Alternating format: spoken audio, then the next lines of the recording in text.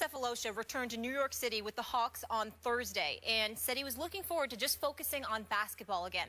Since he was arrested by the NYPD in an April 8th incident outside of a nightclub that left him with a broken leg and ligament damage to his ankle, Sefolosha has admittedly been unable to get the episode out of his head.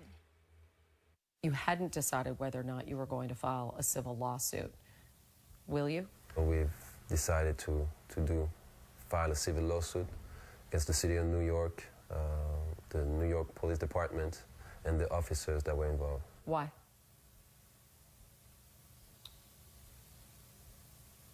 Because there's a lot of unknown about how this will affect me 2 years from now, 5 years from now, 10 years from now. Earlier this month, he was acquitted of all charges. Stephen A., is he right to pursue this matter? He's absolutely correct, Molly, Skip. The fact of the matter is that he was assaulted. He was assaulted by a police officer in New York City. There is no way around that. We've seen some of the video, and it was, if you look at it, it was just completely unnecessary. You can point, they can point to the fact that he was a large, seeming African American, even though he's from Switzerland. He's a black man. He was wearing a hoodie. There were several police officers that grabbed him. Grabbing him is one thing. Kicking him and hitting him is an entirely different matter altogether. And by the way, keep in mind, this is while he was trying to extend some dollars to a homeless individual, point number one.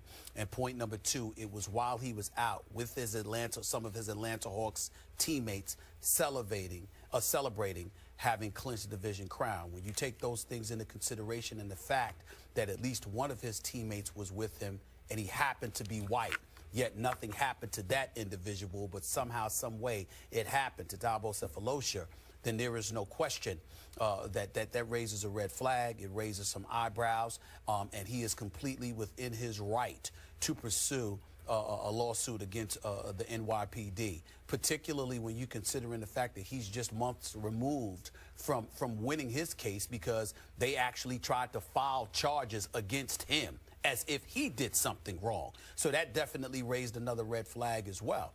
And I think it's important and it's incumbent upon me specifically on this radio show, on this television show, sitting here in this chair, to acknowledge the fact that, again, these are not isolated incidences. It doesn't appear to be the case, at least in the eyes of black Americans. The reality is that when it comes to the issue of police brutality, I have spoken about this on several occasions. I encourage people from all communities to obey the law, to understand that police officers are law enforcement officials, and you should listen to what they're telling you to do.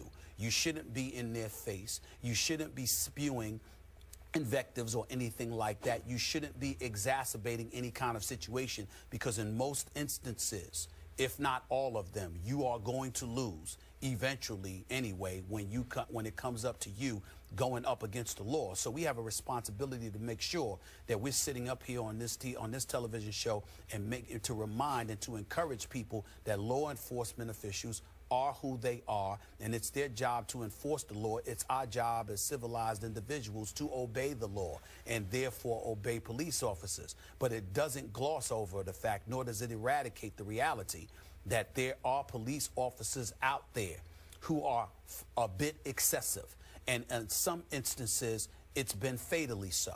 You know, don't get me started with Walter Scott in South Carolina. Don't get us started with Michael Brown. Don't get us started with this 16-year-old teenager just the other day that was tossed over, by a sheriff's deputy in South Carolina, forcing him to ultimately lose his job because he felt the need to be excessive in his physical behavior towards her.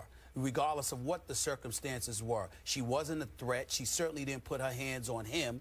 And the fact is that this is a girl that just lost her mom recently and is a foster child. None of that's taken into consideration in all likelihood because the officer did not know that. But there's a lot of things that they don't know. And if you don't pose a physical threat to a police officer, there's no reason on earth for a police officer to be doing what the police officer did in the Thabo Sefolosha case, and obviously in the case that I just mentioned with the girl in South Carolina. These are problems that have permeated the African-American community. It's something that's being talked about. It's something that needs to be investigated thoroughly and even more so. But there is no denying that there is a problem. There is no denying that even though everything can't be perfect about the Black Lives Matter movement in some people's eyes or whatever, as it pertains to the issue of police brutality, I don't want to sit there and label or stigmatize or excoriate police officers, because I know one thing: when I need help, I'm calling 911, and it's them. And by and large, they do the right things. And there are black police officers, so let's keep that in mind as well. This is not a race thing in that respect, but we have individuals with darker pigmentations, whether they are African Americans or, in the case of Sefolosha, who's from Switzerland, that literally can make the case that there has been excessive behavior exercised against them, and something needs to be done to address it. We can't keep quiet about it, because the fact of the matter is it deserves a hell of a lot of noise. It's just that simple.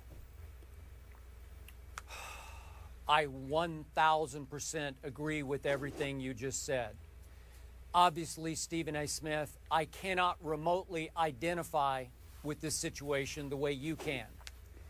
But clearly, I admire this man for pursuing this to the nth degree in the court of law, because clearly this was police brutality, and the injury that Sefolosha suffered could be career-threatening. It was so terrible.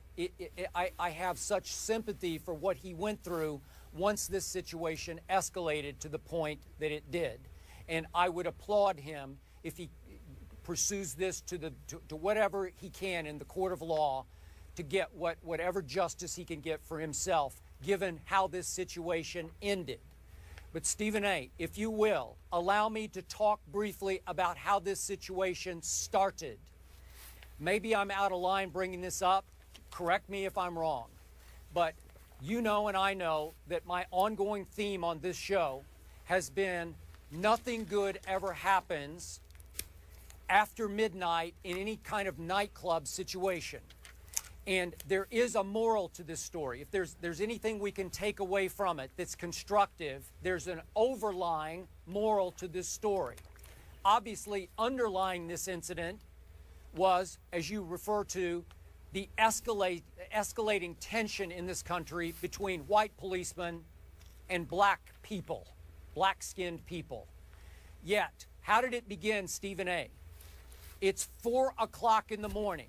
That next night, that same night of April the 8th, they have a game. And again, they had clinched, but they have a game coming up against the Nets. The Atlanta Hawks do.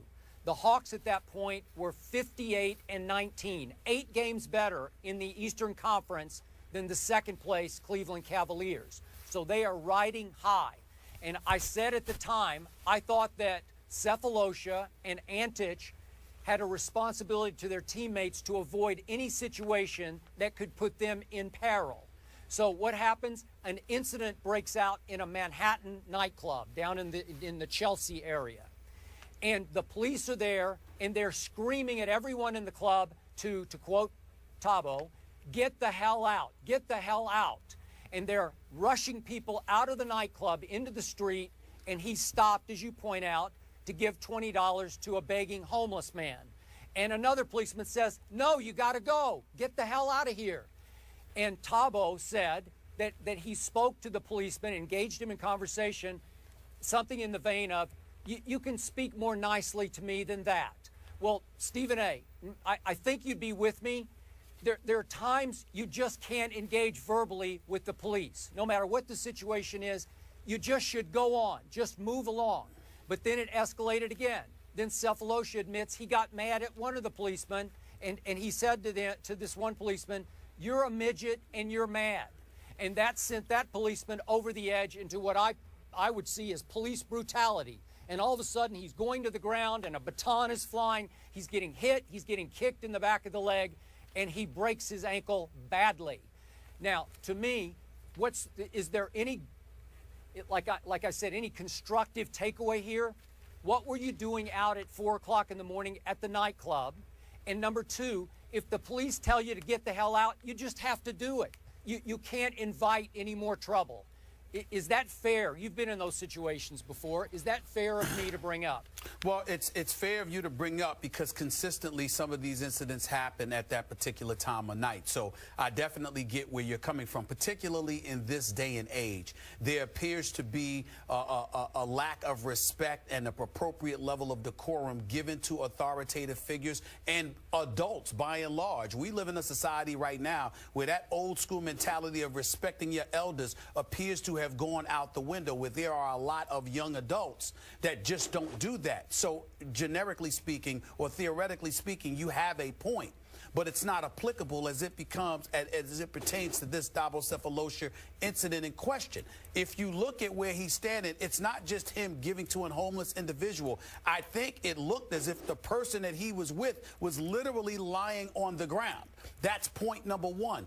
Point number two, yeah, the police officer is telling you to get out of here, but by virtue of the police officer telling you to get out of here, you have clearly been defined as somebody who is not a threat.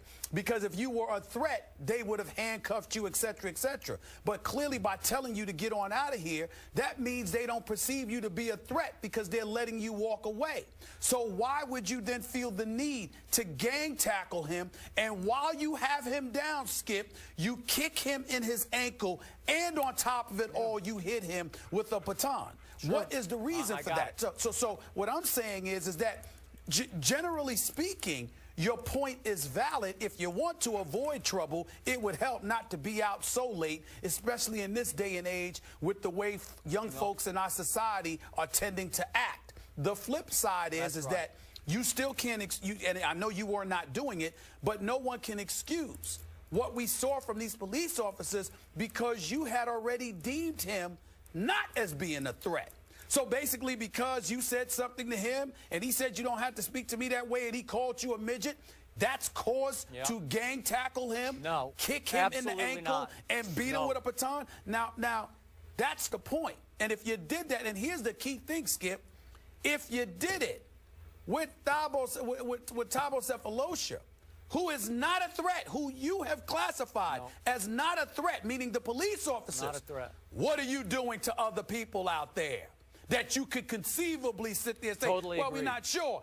That's where it comes in, and that's where the police officer has to be made accountable. I'm with you. My point is, because that's operating right now, just walk away from it. It's too dangerous. I agree. I'm on your side. I'm on your side here. Don't even tempt fate, because bad things could happen. Unlawful things can happen. That was flat out police brutality. I'm with you. Once it went to the ground, all bets are off. In no way am I defending the policeman there. I'm just saying, if anyone's watching right now, please think about, don't put yourself in that situation. Try to avoid that kind of situation, because bad things happen. We agree. We agree. Unfortunately. Fair enough. Nothing good happens after midnight, but he did suffer physical and emotional scars, causing him, of course, to miss time from his job, and I applaud him for moving forward. He'll now sue for $50 million.